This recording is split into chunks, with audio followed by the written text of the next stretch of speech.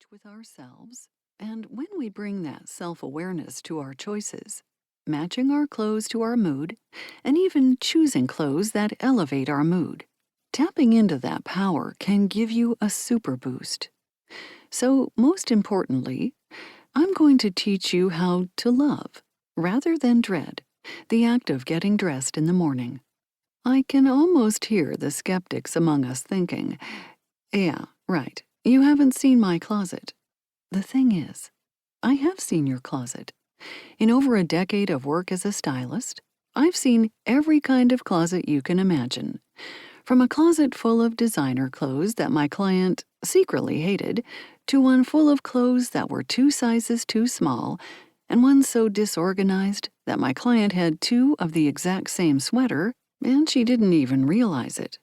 She had forgotten she had the original because it was buried away in the depths, so she'd bought another one. When it comes down to it, every closet has the same problem. Too often, we don't see our closets as the places of creativity and self-expression they should be. Instead, our wardrobes are surrounded by a haze of shame and worry. They're places where we feel we're never enough. But the secret to fixing it is this. In order to create a wardrobe that brings you joy, you must learn to make friends with your closet. This is the first step in the art of dressing with care and expressing yourself with what you wear. I was lucky at a very young age to learn to see my closet as an exciting, even exhilarating place. I had a passion for clothes and a mother who was awesome enough to give me endless space and freedom to experiment with what I wore. My clothes often came right out of a trunk filled with my grandmother's old fur coats, which I paired with frilly princess dresses and party shoes. As a result, a lot of what I chose was pretty crazy. I was the kind of kid who carried a lacy parasol through a snowstorm, the kind of kid who ran pipe cleaners through her hair to make horizontal braids like Pippi Longstocking. Not for Halloween, mind you, just for a normal school day. I didn't care how I looked. All I knew was how I felt, which was wonderful. What I wore made me feel great. When I went to fashion school at the Fashion Institute of Technology in New York, however, I found myself in another league, attending classes with mastermind fashion lovers who were obsessed with how they could manipulate reality through what they wore. They stood out when they went out. I was inspired by their boldness and experimented a lot. Those years summoned all my creativity.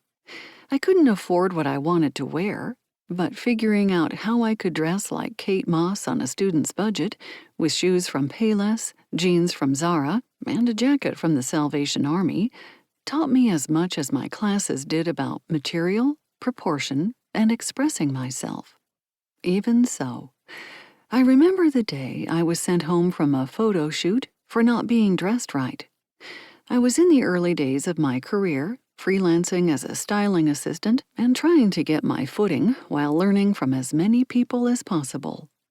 I was working as an assistant of an assistant of an assistant and was so excited to be there that I let my enthusiasm shine. Tight pleather pants from Trash and Vaudeville, a furry Muppet jacket, and heavy platform sandals. As I arrived for work, the lead stylist took one look at me and said, "Go home and change." She wasn't very nice, and while she had a point, jeans and a t-shirt would have been more appropriate for schlepping around garment bags all day, I was lucky. My free-range fashion upbringing allowed me to bounce back and continue expressing myself for years to come.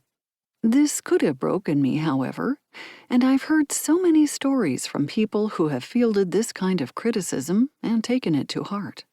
We're going to put an end to that. In this book, you're going to learn to clear away the lingering toxicity and undermining voices that our culture has instilled in us, often since childhood. We've been told that we aren't thin, cool, or young enough to wear what we want to wear. We're conditioned to think that whatever is flattering, in other words, whatever makes us look thinnest, is always the best choice.